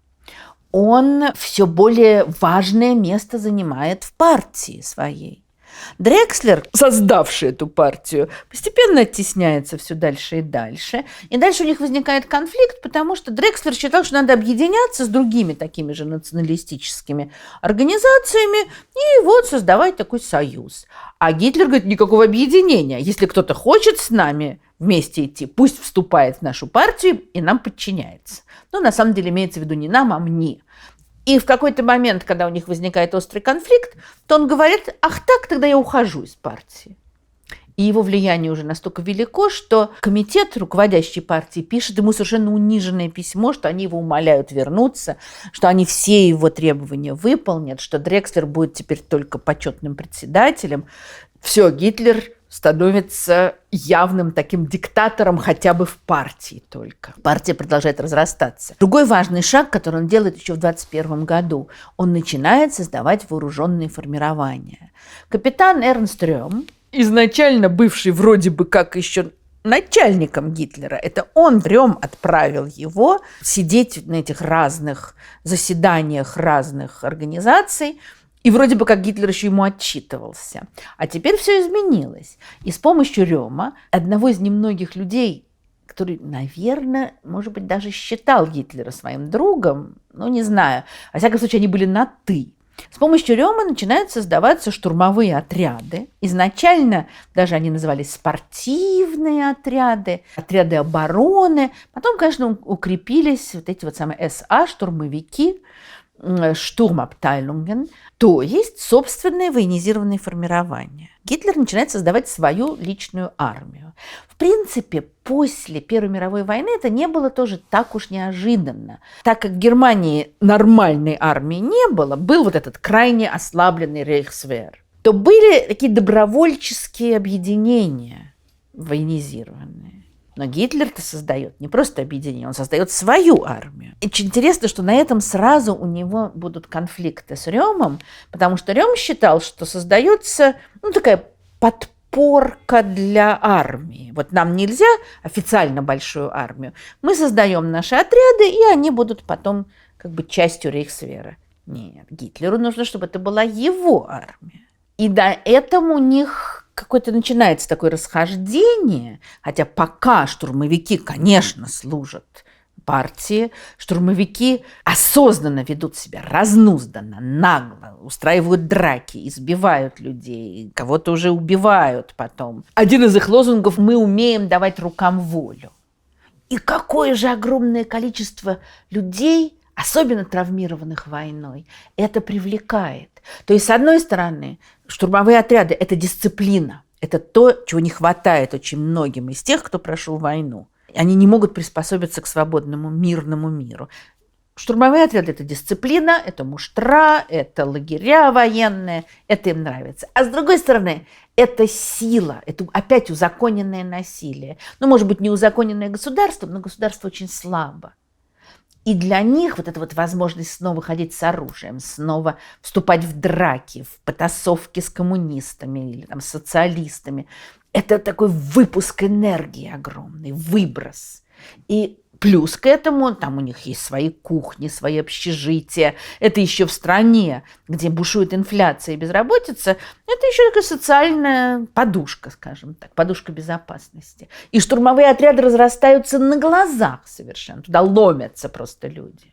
И Гитлер приветствует штурмовиков, но он все время хочет поставить их под свой контроль. И когда становится ясно, что, например, потребовал, чтобы ему была личная его охрана выделена, а штурмовики не стали этого делать. И тогда он начинает создавать другие отряды. То есть сначала это просто его охрана, состоящая всего из 8 человек. Но потом из этих 8 человек вырастут ударные отряды. Это то, что будет отрядами СС. Пока вот это только самое начало. В этой ситуации Германия идет от одного кризиса к другому, что невероятно на руку Гитлеру. В 1923 году разражается так называемый Рурский кризис или Рурский конфликт из-за очень важного угольного бассейна в Руре. Совершенно экономика Германии развалена, и Германия оказывается не способна выплачивать репарации. И в наказание вроде бы за то, что Германия не выполняет свои обязательства по Версальскому договору, Антанта вводит войска на территорию Рурского бассейна. Это будут французские и бельгийские войска. Поэтому никто, конечно, это не воспринимает как там международное сообщество вводит войска. Франция – давний враг. Разражается ужасный кризис. Правительство призывает к пассивному сопротивлению, останавливают выплаты репараций, где-то происходят забастовки. И страна просто в полном развале. Ужасная инфляция. Вот в этот момент там, деньги на вес уже меряют в Германии. Цены растут со страшной силой, безработные измеряются миллионами. Казалось бы, Гитлер должен всех тоже призывать на борьбу с Францией, а он ведет себя совершенно по-другому. Он совершенно не поддерживает это пассивное сопротивление Франции, потому что оно пассивное. Это что такое? И в это время он высказывается так: пока нация не сметет убийц внутри своих границ, успех вовне невозможен. Надо призывать не долой Францию, а долой предателей Отечества, долой ноябрьских преступников. Надо сначала совершить революцию в стране, а потом уже бороться с внешними врагами. Осенью, в сентябре 1923 года правительство смирилось, возобновилась выплата репараций, то есть даже это пассивное сопротивление закончилось. И в этот момент Гитлер, который уже очень популярен, ему не дают покоя лавры Муссолини, в 1922 году устроившего поход на Рим и ставшего диктатором. И вот осень 1923 года все время разговоры о походе на Берлин. Вот эти штурмовые отряды, куда, как Гитлер говорил, могут вступать только те, кто в любой момент готов умереть. Сейчас пойдут на Берлин. Это просто носится в воздухе. Тут Гитлер еще очень сильно в это время играет на противопоставлении Мюнхена и Баварии с одной стороны, Берлина и Пруссии с другой. Вот мы пойдем на Берлин, это прусское правительство, этих ноябрьских предателей мы свергнем. 8 ноября 1923 года всегда говорят в пивной, и это представляется сразу какой-то маленькой такой какой-то помещеннице. На самом деле в большом очень пивном зале Бюргербräu-Keller в самом центре Мюнхена происходит собрание, где выступают представители баварского правительства, которых Гитлер рассматривает как врагов и предателей. И, соответственно, слушать их тоже приходят разные люди. Среди них есть и сторонники национал-социализма, а есть совсем противники. И вот на это политическое собрание является Гитлер с несколькими сотнями штурмовиков вооруженных. Все организовано невероятно театрально. Он уже за предыдущие годы этому научился. Он появляется в дверном проеме с пивной кружкой в руках, дает выстрел в воздух, делает глоток пива демонстративно, потом отбрасывает кружку и выбегает на сцену и кричит о том, что сейчас начнется поход на Берлин, и власть должна перейти к не совсем понятно кому. Его встречают совсем недоброжелательно. Интересно, там были крики «Южная Америка». Да, Южная Америка знаменита своими такими переворотами многочисленными. Он уходит в заднюю комнату и пытается вот этих представителей правительства вынудить поддержать его, объявить о перевороте и начать совершенно новую историю. Они с возмущением отвергают это. Тем временем штурмовики уже везут сюда того самого генерала Людендорфа, пред которым еще недавно Гитлер, вскакивал и говорил: «Так точно, ваше превосходительство». И Людендорф как раз будет тем, кто поддержит Гитлера. А вот эти все государственные чиновники, они возмущены. Гитлер выходит на сцену и тут же нагло врет в глаза публики и говорит, что они его поддержали. И дальше происходит очень странная вещь. Аудитория, которая до этого была к нему враждебна, вот он несколько фраз говорит, и они совершенно меняются. И они уже с восторгом ему аплодируют. То есть, наверное, были те, кто совсем не испытывали восторга, но общее ощущение «Ура! Вот, мы начинаем новое, мы будем бороться против этого мерзкого берлинского правительства», выводят этих самых представителей баварского правительства на сцену. Они уже не могут отказаться, потому что они видят, что все ликуют.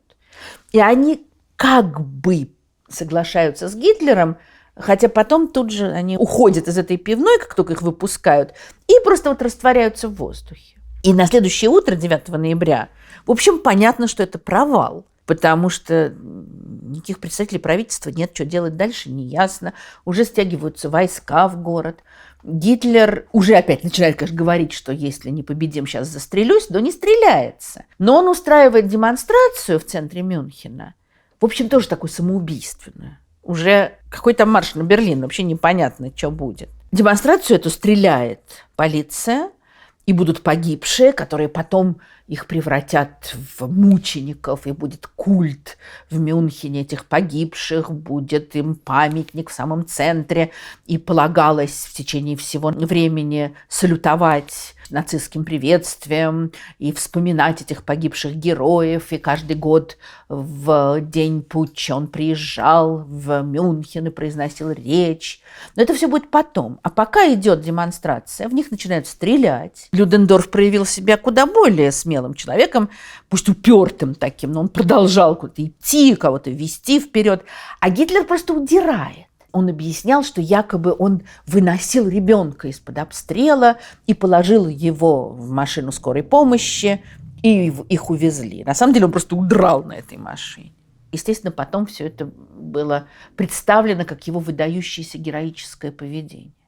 И таким образом пивной путч подавлен. А дальше разворачиваются, так и хочется сказать, комические события, хотя на самом деле ничего комического нет, потому что это как раз еще один этап. Вот он проиграл, а на самом деле это этап его подъема. Потому что Гитлера и других организаторов пивного путча судят, и этот суд превращается в его триумф. Он сидит заваленный цветами. Вокруг здания суда его сторонники его восхваляют. Он произносит длиннющие речи, осуждая вот этих самых ноябрьских преступников. Его судят, а он превращает себя в обвинителя властей. И его слушают с восторгом. Судья его не перебивает.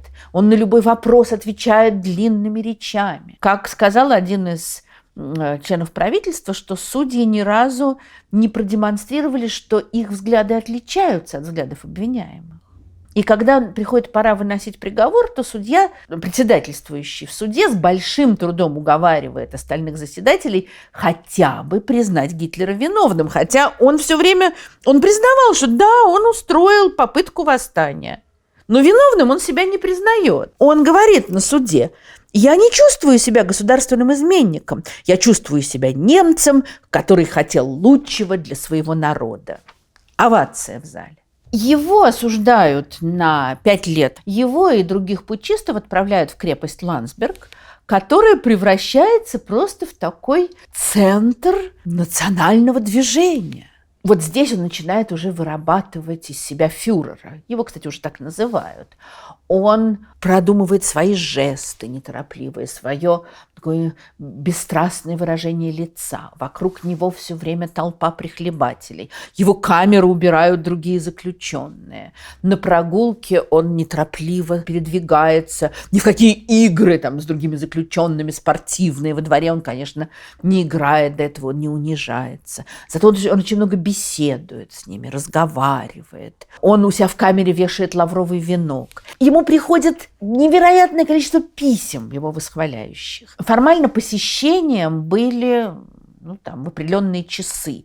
А к нему каждый день идет просто паломничество. Мужчины, женщины, которые им восхищаются. Начальство все это разрешает, потому что они, в общем, тоже ему симпатизируют. В это время он начинает диктовать своему, наверное, тогда говорилось другу, хотя, конечно, приближенному Рудольфу Гессу, он начинает диктовать «Майн кампф». Тот печатает за ним, а по вечерам он читает своим соратникам, которые здесь собираются. Они сидят за столом. Это уже просто не тюремный обед, а какая-то трапеза, какая-то встреча выдающихся революционеров. «Майн кампф», столь знаменитая разрекламированная книга, которая, естественно, потом уже, когда Гитлер придет к власти, будет издаваться миллионными тиражами, она будет обязательно в любом доме нацистском. Хотя изначально, скажем, издатель даже первый том не хотел публиковать, настолько это было скучно. Его какие-то напыщенные рассуждения о его молодости, пересказ каких-то националистических брошюрок, не говоря уж о том, каким стилем это написано. Крысы политической отравленности нашего народа выгрызли и без того скудные школьные знания из сердец и памяти широких масс. Здесь все прекрасно, да? Крысы политической отравленности выгрызли знания из сердец. То есть полный какой-то бред. Флаг рейха поднялся из чрева войны. Представить себе только это. Вот так он пишет, и это будут покупать, и будут читать. Его выпускают условно, с запретом выступлений. И ощущение, что он пришел к разбитому корыту. За этот год в партии все перегрызлись между собой. Он главным оставил Розенберга, потом была такая теория, что он специально его оставил, человека не слишком умного и не обладавшего особым авторитетом, чтобы его никто не заменил за этот год. Но в результате все распалось, членство в партии уменьшилось. К тому же этот 24-25 годы экономика более-менее наладилась, уже не все так ужасно, а может быть и не очень все будет плохо. То есть и он сам, выступать не может. Конец. Но, к сожалению, мы знаем, что это на самом деле только начало. В 25 году он проведет новое основание партии. Не возобновление, не переделку партии, он ее заново основывает. К этому моменту уже никто не сомневается, какой там Дрекслер, все забыты те, кто были в начале. Он основывает свою партию. У него остались сторонники, у него остались и покровители и в государственном аппарате, и в армии. Есть люди, которые жертвуют деньги. Очень много, скажем, когда я училась в школе, нам всегда объясняли, что фашизм в Германии пришел к власти благодаря монополиям, благодаря крупным предпринимателям. Но вообще-то в это время никакие крупные предприниматели его еще не поддерживают. Это будет позже и то с оглядкой. Но как раз финансы партии, а они разрастаются с каждым годом, формируются из мелких пожертвований членов партии, из их членских взносов, из их пожертвований. Дальше, благодаря этой националистической риторике и антидемократической риторике, благодаря его разговорам о том, что надо пересмотреть Версальский договор, ему начинают жертвовать такие близкие по духу организации или люди из соседних стран, из Венгрии, из Швейцарии. У них все больше денег, а значит, у них все больше агитация, все больше опять эти массовые митинги повсюду, собрания. И он разрабатывает производящую невероятное впечатление технику этого проведения всех этих собраний. Вот здесь, конечно, он очень многому научился у Вагнера, ну и вообще его любовь к опере тут, конечно, сказалась. Но и дело не только в этом. Все было продумано до мельчайших деталей. Все эти разговоры Гитлер-истерик, Гитлер-клоун, Гитлер-ничтожество. Да, но Гитлер потрясающий организатор. Продумана абсолютно каждая деталь. Вот собираются люди. Сначала это там сотни, тысячи, а потом уже десятки тысяч. Во-первых, их раскаляют ожиданием. Он появляется не сразу. Сначала играют оркестры, поют, выносят знамена торжественно, барабанный бой. Это всегда производит сильнейшее впечатление. Об этом очень много писали психологи, философы. Эта вот обрядность нацистская, конечно, работает на бессознательное. Великий философ, психиатр, теоретик культуры Карл Густав Юнг, который много думал, размышлял о нацизме. Одна из главных идей Юнга – это то, что в нашем бессознательном существуют не просто какие-то наши представления, оставшиеся с детства, как писал Фрейд, а существуют архетипы, оставшиеся у каждого из нас еще с древнейших времен пришедшие. И вот в частности есть архетип вождя и стремление поклоняться ему. Но только наше рациональное мышление, наше сознание, оно подавляет этот архетип. Но при определенных условиях он очень легко вырывается наружу. И вот барабанный бой, знамена, коричневые одежды штурмовиков, потом черные формы эсэсовцев, уже факельные шествия. Все это как раз вызывает какие-то глубинные первобытные воспоминания. Кто такой первобытный вождь? Это сверхъестественное существо, и находящееся в непосредственном контакте с божественными силами. И это защитник, отец, тот, кто всех спасает. Вот так выстраивается пропаганда, восхваляющая фюрера все больше. И на это же действует вся эта обрядность. Значит, вот люди ждут, атмосфера накаляется, барабаны бьют, поют песни, выходят со знаменами. И когда уже все раскалено до предела, вот тут иногда он заставлял толпу на митинге ждать его несколько часов. И ждали. Он однажды выступал утром и заметил, что это произвело меньшее впечатление. И с тех пор все нацистские мероприятия вечером или поздней ночью он появляется из тьмы. Тоже такой вот князь тьмы. Он первый политик был в Германии, правда, уже позже, в 1929 году, который будет летать на самолете. И дело не только в том, что это давало ему возможность быстро посетить много разных городов, много разных предвыборных собраний. Был лозунг «Гитлер над Германией». Вот он парит над Германией, а потом он с неба спускается к своим соратникам. Он никогда не выходил сзади на сцену, а шел по проходу среди публики, уже к этому моменту неистовствовавший. Они уже были доведены до экстаза этими ожиданиями. Вот она сублимация, вот она, это его единственная невеста, это масса. И есть магнитофонные записи, как пишет Иоахим Фест. Магнитофонные записи того времени ясно передают своеобразную атмосферу непристойного массового совокупления, царившую на тех мероприятиях. Стоны, вздохи, охи. Действительно, ощущение, что они испытывают какое-то эротическое чувство, когда он появляется. Очень характерно, что Гитлер, дальше он выходил, его речи все приготовлены заранее. Он все расписывал очень подробно. Даже при мелких встречах, не говоря уже о больших каких-то митингах или нацистских съездах. То есть все прописано. Дальше он начинает говорить, и он заводится от толпы, вот от этого контакта. Другая такая тоже интересная вещь, что как только кто-то ему начинал возражать из толпы, он сникал, он терялся. Он лишался этого ощущения единства с толпой. Поэтому всегда на всех митингах присутствовали штурмовики, которые любого человека, пытавшегося возразить, тут же затыкали, избивали, вытаскивали, а толпа неистовствует и дает ему вот эту энергию. И дальше он начинает говорить, он начинает кричать, он начинает визжать. У него читать его речи совершенно бессмысленно, потому что там нет никакого настоящего рассуждения. Но вот то, как он это говорил и в какой обстановке, это людей абсолютно завораживало.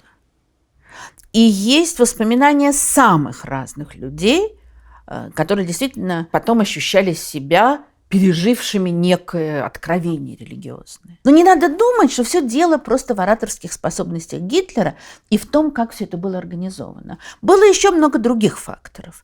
Во-первых, он вот все эти годы работает, над тем, как мы сейчас сказали, над партийным строительством.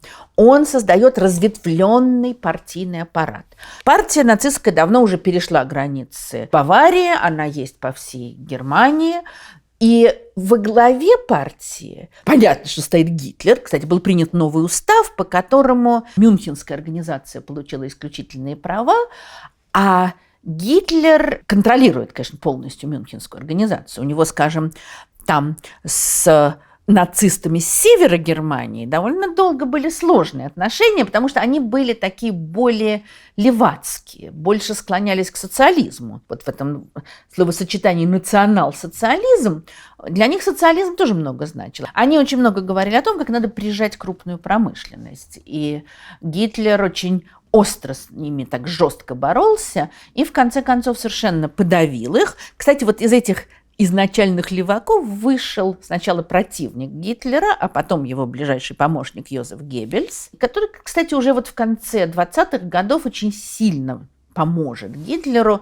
Геббельс, как мы знаем, был гением пропаганды, и вот он будет организовывать все эти массовые мероприятия, многочисленные, очень продуманно тоже и, хотел сказать, тонко, на самом деле не тонко, а именно грубо. Вот так, чтобы они били в лоб, чтобы воняло в нос, и это нравилось огромному количеству людей. Что вот нету больше этого хилых каких-то интеллигентских рассуждений. Но вернемся к тому, что еще помогает Гитлеру. Значит, он создает разветвленный партийный аппарат и устанавливает в нем свой жесткий контроль. При этом он создает к концу 20-х практически теневое правительство.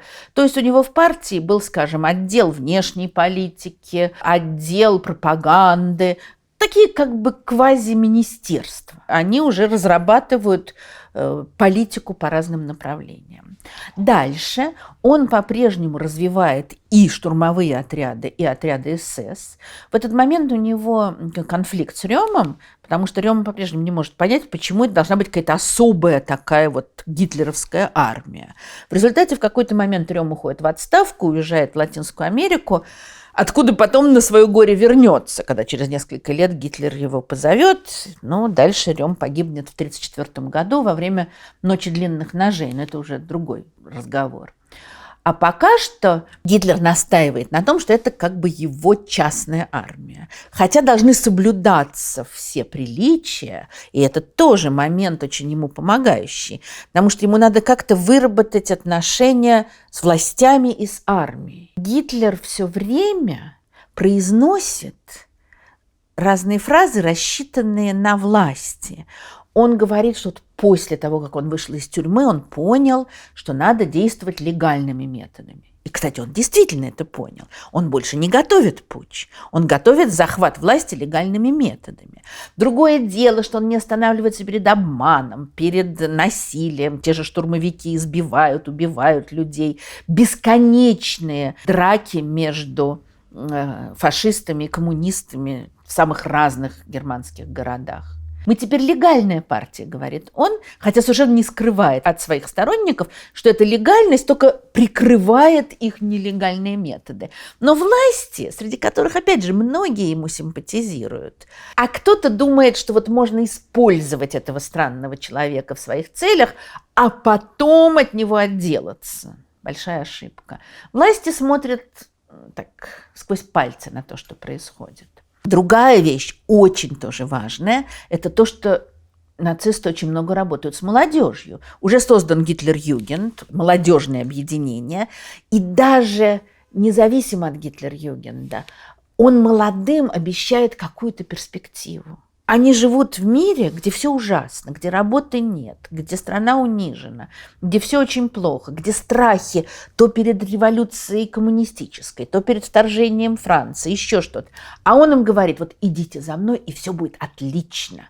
И я дам вам работу, и вы самые лучшие, вы лучше других народов, и мы будем жить прекрасно. И за ним идет огромное количество молодежи. Это все отмечали, что партия молодых, учитывая еще этот нацистский культ силы, мощи, презрение к разуму, к рассуждениям, это импонирует очень многим молодым людям. Вот не надо, это все вот эти старикашки там чего-то рассуждают, доводы туда-сюда, а мы мускулами будем играть. И за ним идет все больше и больше людей.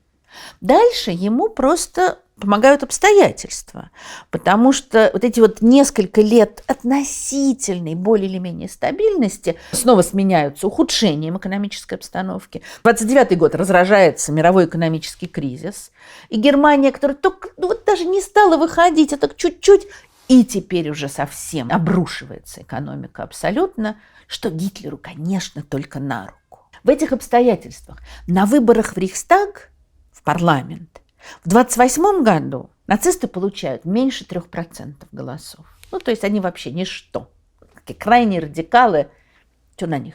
В 1930 году на выборах они уже получают 18%. То есть за 2 года произошел невероятный скачок.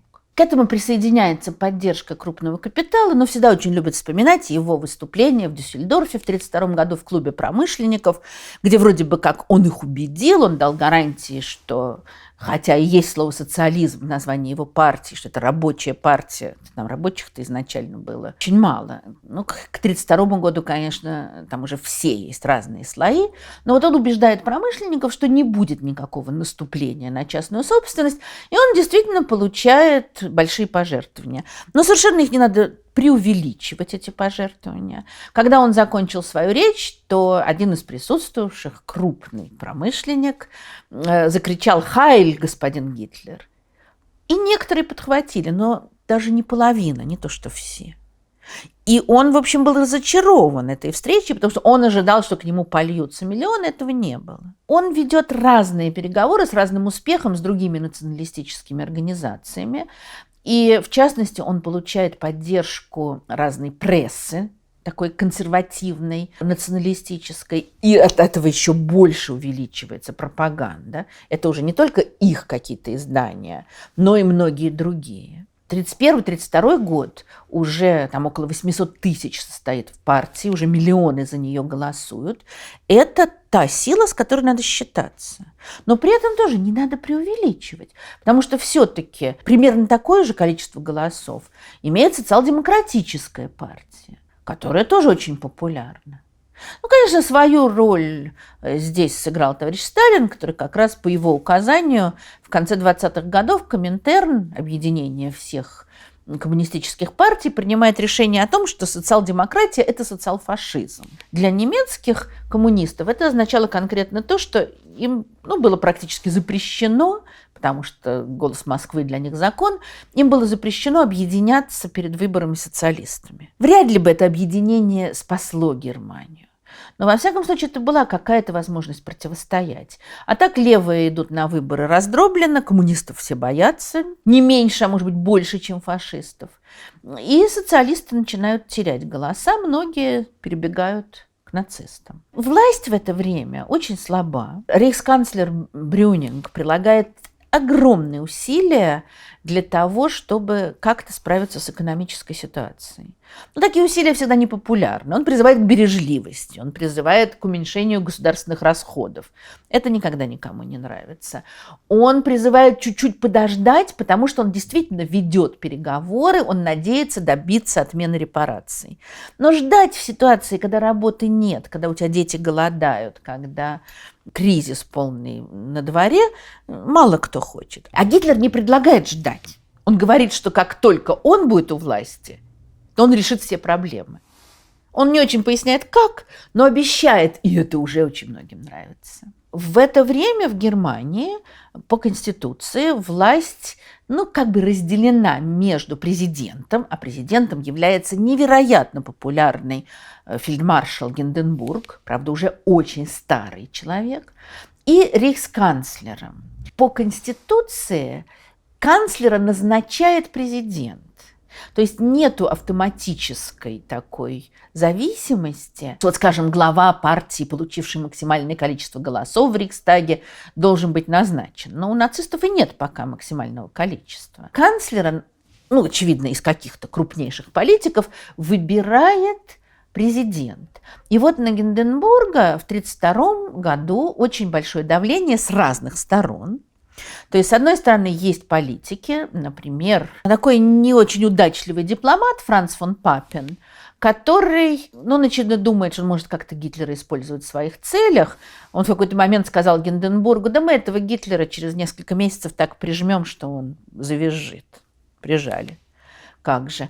Вот он начинает убеждать Гинденбурга, что вот есть руководитель одной из крупнейших партий, надо сделать его канцлером, то есть дать ему власть. А канцлер Брюнинг, который будет до лета 1932 года канцлером, делает все возможное, чтобы не допустить Гитлера ни до власти, ни в каких формах. Не то чтобы он был таким убежденным антифашистом, но он видит какую-то разрушительную силу в Гитлере. А Гинденбург, который слабеет, дряхлеет, и у него все меньше сил. Брюнинг пытался сделать такой хитрый ход, он пытался сделать Гинденбурга пожизненным президентом. Но тот отказался, у него просто нет сил. В 1932 году начинаются выборы президента. Гинденбурга убеждают выдвинуть свою кандидатуру в очередной раз, хотя ему уже очень-то всего не хочется. И Гитлер выдвигает свою кандидатуру. Одновременно, скажем, есть ряд других кандидатов, в частности, от коммунистов Эрнст Тельман будет. Гитлер понимает, что он в сложном положении, потому что Гинденбург невероятно популярен. И, выдвигаясь в президенты, он должен идти против этого популярного политика. Он обращается к нему с очень хитрым воззванием. Он говорит: «Старик, мы слишком чтим тебя», вот здесь слово «старик» очень интересно тоже, «чтобы позволить людям, которых мы стремимся уничтожить, говорить от твоего лица. И как бы мы ни сожалели, но ты должен отойти в сторону, ибо они хотят борьбы, и мы тоже ее желаем». Гинденбург вообще был бы рад отойти в сторону, но не может. Гинденбург набирает большинство голосов, но недостаточное, чтобы сразу стать президентом. Проходит второй тур, и во втором туре Гинденбург побеждает. И тогда вот начинается давление, что если Гитлер уже не стал президентом, пусть он будет рейхсканцлером. И выбор: или уступить этому, или как-то жестко ограничить штурмовиков, которые вообще творят уже бог знает что. И в это время как раз вот во второй половине 1932 года проходит процесс над штурмовиками, которые ногами забили молодого коммуниста в одной деревушке на глазах его матери. И их приговаривают к смертной казни, после чего на Гинденбурга такое оказывается давление, что он им заменяет смертную казнь на пожизненное, и буквально через несколько месяцев их выпускают.